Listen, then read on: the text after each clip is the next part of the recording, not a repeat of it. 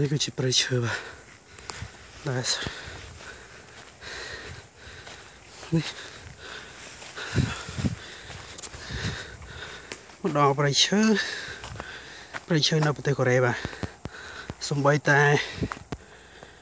នៅលើព្រៃឈើដែលស្ងប់ស្ងាត់ក៏មានកន្លែងហាត់ប្រាណដែរ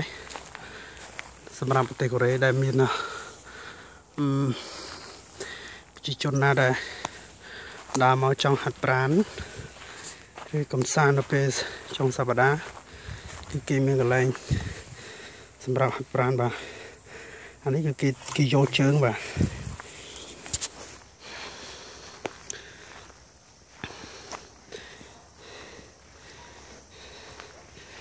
គេធ្វើចោលសម្រាប់អ្នកដែលគេដាក់ចោលនៅក្នុងព្រៃភ្នំអ្នកដែលចង់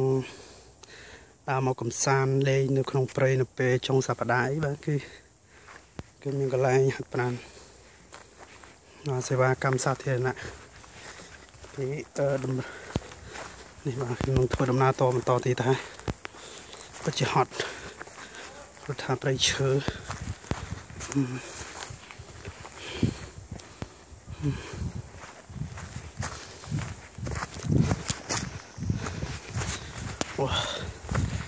ដំណើរ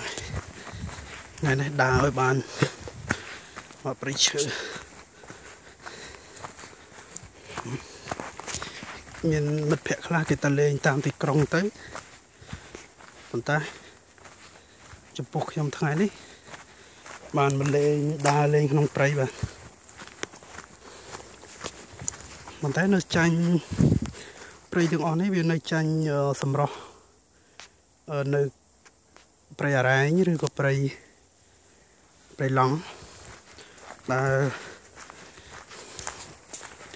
លស្អាតចាញ់ព្រៃយើងទេបើនិយាយទៅសម្រស់ព្រៃថ្ងៃនេះគឺជាថ្ងៃទី16 ខែ 5 ឆ្នាំ 2015ហើយខ្ញុំបានថ្ងៃនេះជាថ្ងៃអាទិត្យផងដែរខ្ញុំបានសម្រាប់ពីការងារក៏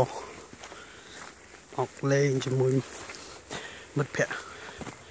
ដើម្បីឡើងភ្នំឬក៏ចូលព្រៃ